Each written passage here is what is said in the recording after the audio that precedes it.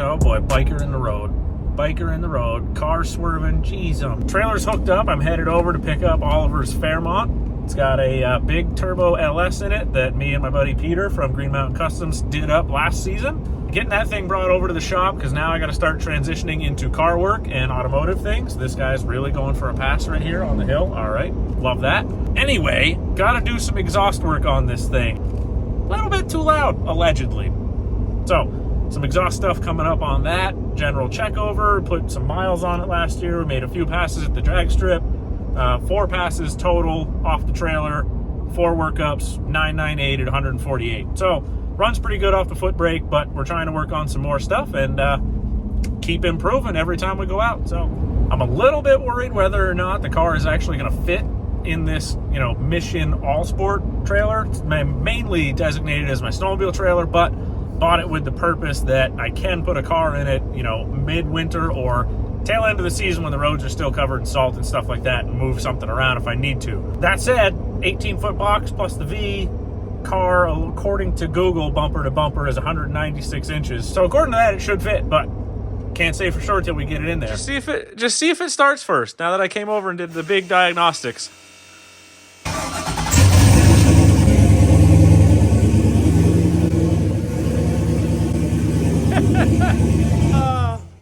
That's pretty great. So dude calls me when I'm on my way to pick this thing up. I'm gonna play music, so it's not. And he says, "Oh, I got no power. The ECU fuel pump won't run. Nothing. I get here, kill switch in the back is off."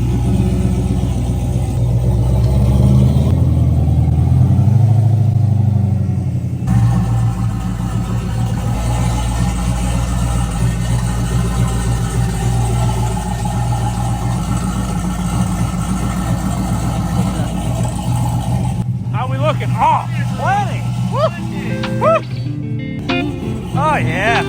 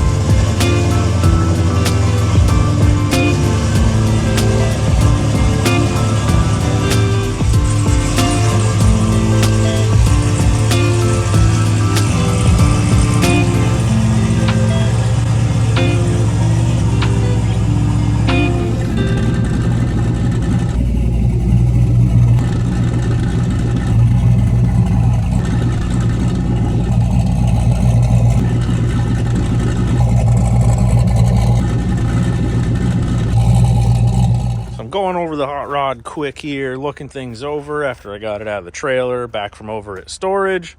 And there's a bunch of mouse poop. Things turned into a little bit of a mouse house. And those little bastards also, the vacuum cap that was on here, ignore this awful, terrible rubber one, they chewed this silicone one. So they got up on here and were nomming on this little silicone vacuum cap. Son of a bitch, those little bastards. Other than that, most of it's looking pretty damn good and clean. There's no leaks, no nothing. Everything's good from last season. I haven't found a ton of stuff chewed up, though, other than this little vacuum cap, so that's good. Doesn't look like it got into anything back here, too. So that is also good. Nothing chewed up onto the dash. So that's good, but still. Damn mice, dude.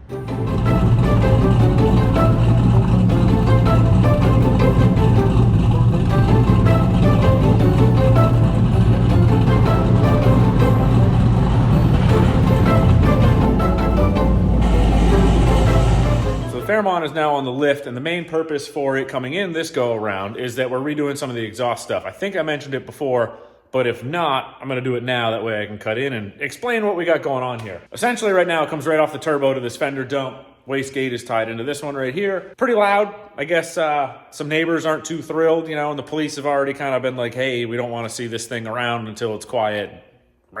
boring. So to keep all the neighbors and everyone happy, we're going to end up putting a big cutout in the downpipe here. And most of the time, the exhaust is going to route through a tiny 2.5-inch catted, resonated, muffled exhaust all the way out through the back. And then off of the CO2 pressure and everything controlled through the Holley, that gate can open via switch, or we're going to set it up on a table so that it can also open off of boost pressure. That way, if you forget, or either way, you'll have both functions, right? It'll be kind of cool that way. As you can see, everything under here piping-wise is just incredible. We got a little bit of the Cerakote coming off up here. I'm not too sure what happened there, if that was a prep issue or if potentially some sort of chemical did that, but I believe this stuff is really, really resistant to chemicals, so I'm not exactly sure what's going on there. But aside from that, you can see Wastegate has incredible priority on this. Peter at Green Mountain Customs did an incredible job on this tubing stuff. Unfortunately, he's quite busy right now with a bunch of assembly line welding in his own projects, so I'm tackling this and going ahead and doing the whole exhaust down through and get the quiet version going, right? It's hard to see right now. I'll have better coverage of this, but I'm just getting this intro going right now. Essentially, we're gonna have a big cutout up in here. Before the cutout, there's gonna be a 2.5-inch section that comes out. This wastegate section here is gonna all be redone and actually tied into the downpipe. But we'll have our 2.5-inch exhaust come out through here. It'll route over the top of the cross member here. So I've got a little bit of wiring to redo and reroute here. I don't think I'm gonna have to go ahead and really change much in terms of wire lengths or anything. I think it's mostly just gonna be kind of rerouting how they go and repositioning there. Then it will pass through, obviously, above the cross member, down through here, like kind of behind or beside the starter. That way we can still access and remove the starter if we need to. Again, these wires need to be rerouted a little bit. Come down through here. All the fuel line return will be heat sleeved. We'll have our little converter, high flow catalytic jobber sitting here, 2.5. Then we'll have a resonator down through here. I think it's a 14 or 16-inch case resonator.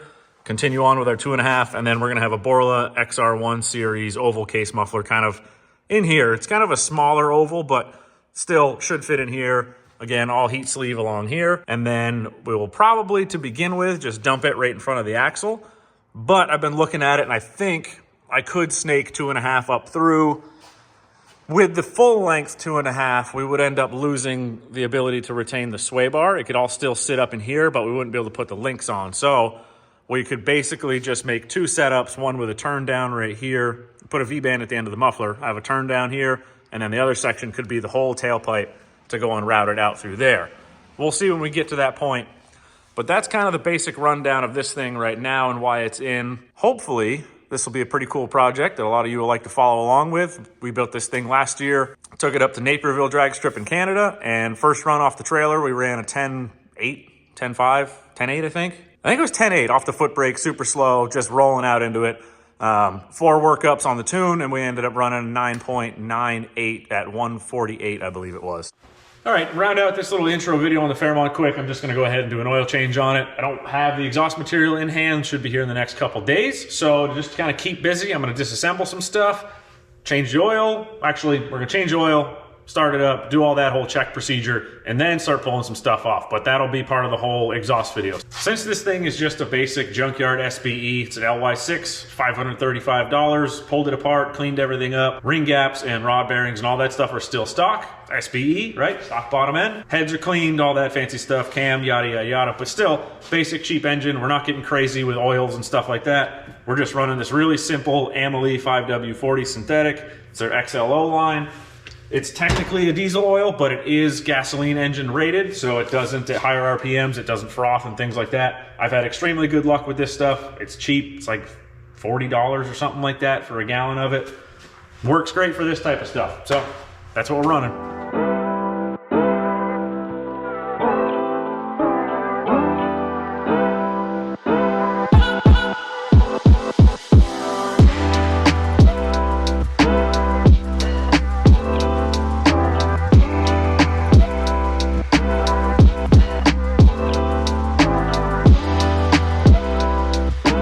I'm not the biggest advocate for pre-filling your filters. Generally just throw them on and run it. But SBE, we're trying to give it the longest longevity we can, so I'm gonna go ahead and pre-fill this one. There's also that whole debate of like you're putting unfiltered oil in. It doesn't matter.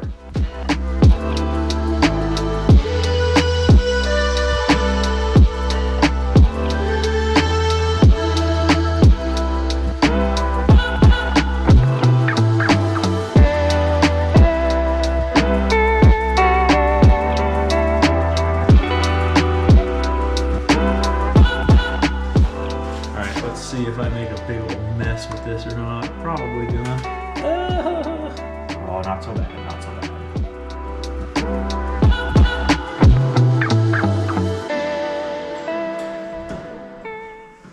Oh yeah, probably need to hit the cutoff.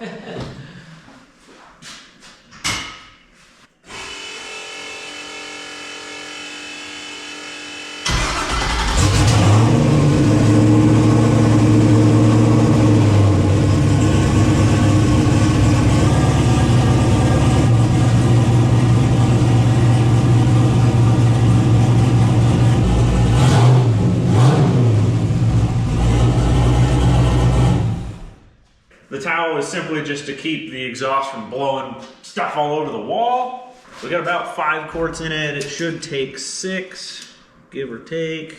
Got her up to 157, 160 degrees. Much more than that will take quite a while because that's when the water pump is set. Right around there, I think it's 160 is where the water pump is set to turn on. So it'll keep cycling that on and off for a while until it really starts to build some heat. But cooling system works really well, so we would be here for quite a while if we were trying to get it much warmer than 160.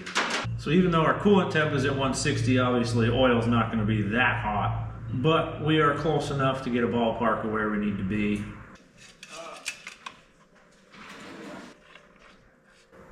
All right, that's going to wrap it up for the little Fairmont intro. Stay tuned for some involved exhaust work.